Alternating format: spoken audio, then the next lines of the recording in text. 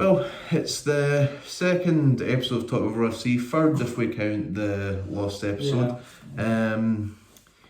So it's been a week in the football club, and it's been a week that's kind of been a total reverse over what we had the week previous. It feels like we've gone from it feels like football's a funny old game. We've gone from the lows of being put out the cup by Rafe Rovers, and we've now gone on and beat the teams sitting in third and fourth in the league, and we feel like world beaters, and we're going into two big relegation 6-pointers the next couple of weeks on the back of a couple of solid performances and a couple of solid results the first time in a while. Yeah. I mean, Kettlebell he was interim manager. What were your thoughts? What do you think of the Hamilton? Because also everybody's seen my video, they've seen me ranting and raving here. Well, I made my own video on my own channel as well. I think, it's football, it can happen. I mean, the man's always got to be a club legend no matter what. But I think he was the right manager but at the wrong time. I think the players just down tools to yet again another manager. But I think, I think even if he still had a role elsewhere in the club, back maybe academy director again or some sort of thing, it would be, I'd even be happy with that. At least that I think it was basically flung in the deep end with basically not having his own staff. I suppose I think Brian Kerr was. But he was already in the club at this point. It was the club should have given him an experienced assistant. Kettlewell. There you go. Kettlewell was there. I mean, you've guys at McAllister out of work, but let's try and not beat the club up too much, because in all fairness to the players, they have responded with two big performances last week, two very different performances. Against Mirren, it was a very, very tough game. So Mirren did not make it easy, and we had to kind of slog that out. But we scored two good goals. The only thing against Mirren, if we really wanted to be a little bit critical, I thought the goal we conceded was a little bit poor. I thought we could have defended that a bit better. But we didn't capitulate, whereas I feel like if that had been a week or two previous, we'd have conceded that goal, would have gone on to concede number 2 and lost the game. So we at least seen the team lift themselves. And Hearts, just what a performance. What a performance that was. That was probably the best all-round performance we've seen from a Motherwell team in a long time. It was everything. We defended well, we marshalled the midfield, our movement off the ball, which is you sit next to me, and how often do I sit next to you and complain that we're not moving, that our movement off the ball is horrible? I know. That is my number one thing, and people, I think people sometimes get more annoyed at strikers for missing goals. I'm sitting getting annoyed at players for not running for each other and not moving and creating space. But we did that against Hearts. We didn't give Hearts an easy time, and I love what we're saying. Hearts had an off game, and there probably is an element of that, but let's also give credit to the players where it's due. We also made life very, very difficult for Hearts to have a good game. We came out the first 10 minutes. I thought Hearts had the better for the first 10 minutes, but I feel like after that our players just found a level, and they kept that level for 80 minutes. They did enough to get that game. It's that new manager bounce that teams get as well. I'm hoping that's just the case. They can just keep kicking on to the end of the season. Now I think obviously the last two games, I know they said two different types of games. Can't fault the performance of the lads in the game against St Mirren.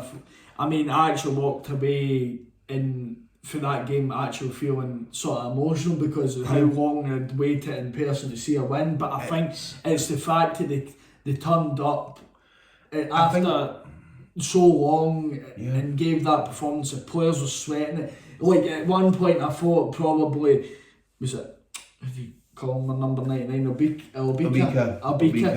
I know he looked done, but he's like, man, this guy could pass it. He ran himself on the ground both games. And I thought against Hearts, he was a constant threat. He just made himself a nuisance. That's what you want from like your strikers. I even thought he brings Van Veen onto a game as well. Yeah. Like Van Veen looks so much a different player with that second striker next to him. I think that's what Van Veen was needing, somebody that can either play next to him, or was it, well obviously I know it wasn't at the Hearts game, I've seen the goals, seen the highlights, but, it was more the goals, but was it, was Van Veen, was it a 3-5-2 again, I take it? It was, yeah. Was Van Veen, obviously been playing up front. Butcher at the back. Yeah. I just want to like talk about this because also I think a lot of times as fans we give all the credit to the strikers because also they scored the goals and they did all the fun stuff. But Butcher, for like 2 games, he's been immense. And he's looking definitely for me like an early contender for like their best player this season. He marshals everything. Like you're watching him, and it's like a contrast like Ricky Lamy, who, for me, Lamy has like no way back into this team. Yeah, definitely. I can agree, 150%. You're watching Butcher, and he's like, you can see him. He's like marshalling people. He's like pointing people, right, go here and do this, and he's like taking control. He's taking charge. He's communicating. He's that leader on the park that we need. He's also capable of putting in a challenge and being brave.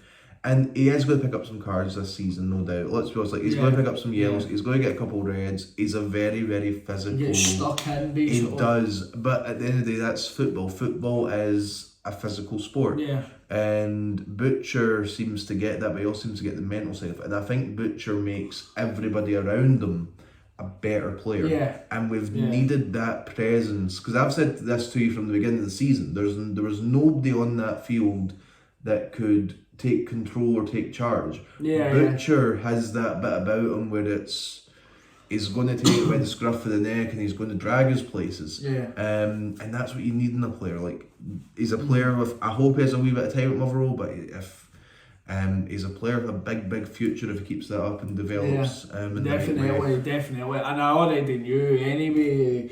Obviously, he's played in Scottish football, Dundee United. I mean, I think even before said he got sent off a tackle and Turnbull.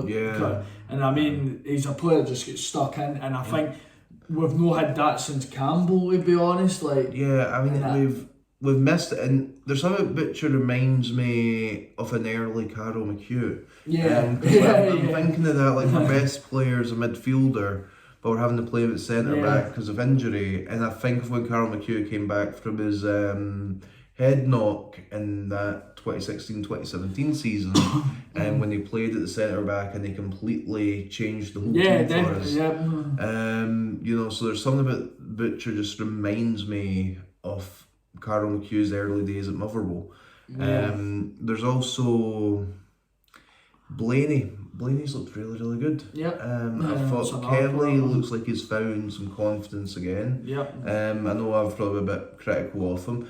And don't get me wrong, I do think there's a couple of players that we do need to offload in the summer. This isn't a case, although we're being very complimentary because the players have done well. I'm going to be the guy I'm going to criticise them when they're not doing the things they should be doing. Obviously but I'm also going to give them praise when they're doing it. When their things aren't going right, they've got to have that criticism. And obviously they've done well in the last 2 games. If they keep it up, it's all good. But like also we've got we've played the teams in 3rd and 4th and we've beat them. We've now got Kilmarnock and County, the 2 teams kind of immediately roundabout us in this league. And on Saturday, Dundee United and Ross County play each other. So there's a chance. And for me, like the most ideal situation is we win our next 2 and County and Dundee United draw against each other next week. That was something. Because that gives us, that lets us start looking up the table. Like, let's suppose like top 6 is probably gone. It's probably... Well, if you think about it, if you get me... if you get a couple of good results in the next few weeks, it can completely change the season where you're going. Because I think the bottom half this year, if we can finish seventh, yeah. I was about to say I think seventh would be a good return from this team based on what we've seen over the last week. Because towards the end of the season, we've got let's see, we've got the run in looks on Kilmarnock County, Rangers, Hibs, Livingston at Fir Park, Dundee United, then Celtic. Just the last game before the split. So off that run in before the split, the only games I would say we wouldn't be looking at wins is the Old Firm and potentially Hibs at Easter Road, but Hibs aren't so far ahead of us that I feel like we can't win. I just feel like it's a difficult place to go and play football. I mean, that's not disrespectful to other teams as well. There's no such thing as an easy game in this division, but we have to look at it from our own point of view of what's going to be best for our season. And I'm looking at the most optimistic. I don't expect us to win every one of those games, but I expect us to be competing in every one of those games and getting us to the split in reasonably good shape. I feel like the players are capable of that, and I feel like they've played below themselves for a big chunk of the season. Not to sound arrogant, and we are where we are because we deserve to be there through the players spitting the dummy out, and our last manager maybe not making the changes they should have made earlier, through a little bit of a lack of experience. That's what it was really. Let's be honest about it.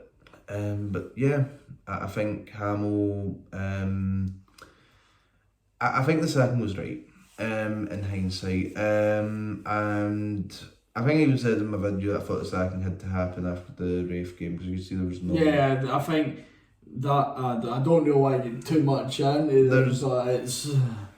Yeah, and I feel like Kettlebell has managed to turn them around. I feel like the job should be his to the season. If he keeps us up, I would maybe give him a 2-year contract and just see how we're looking. I do think we need to be more careful when we're appointing this manager, just because we're now our third manager this season. So we want to not be seen as a basket case club.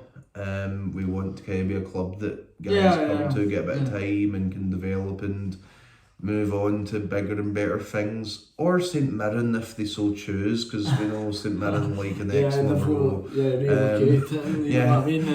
I know St Mirren like an ex-Motherwell connection. Their chief executive, I'm just waiting for Stevie Hamill to rock up there. No doubt it'll probably will happen. Obviously, Laz been there operating the football club. So. I mean, in all seriousness, we like St Mirren. I was going to say that we love yous, but we don't really love yous. I'm just happy as long as keep those doner meat pies in the pie stall where it's still my favourite video game. Food. Yeah, really, it's. We actually know what they were quality. To be fair, they were, weren't they? I mean, I don't know. We should maybe do a video ranking our favourite away games, just based off the scran, go to be. It's kind of like would St Mirren or Hearts be top of that? Because I don't know, because I've not tried it at Hearts. I was thinking about the chip shop round the corner from Tynecastle. Number one, hands down. I thought it's a no shut down. Is it? I thought you said it was. Please say it was. It might have been closed that last time. Right. If you're a Hearts fan, you're watching this, let us know. Right, there's a chippy round the corner from Tynecastle. Is it called the Gorg or something? I think it probably is. I think it'd be a long Gorgie. If you're a Hearts fan, just let us know. Is that chippy still open, or was it just being renovated when I was there the last time? Because I was really, really sad when I went. It wasn't there. Obviously, Chris Boyd has a thing about pies at football, and I understand it. that's the only thing Chris Boyd has to understand. The rest of his opinions are like just over my head, you know. Anyway, we'll call the episode there. Before we end up off on a tangent. You know, just for like debating the difference between the steak pie at St Johnson, the doner meat pie at St Mirren. You know, St Mirren's pie is better, by the way. Like, you know, Pie Sports like sponsor us. You know, we're like happy to take sponsorships.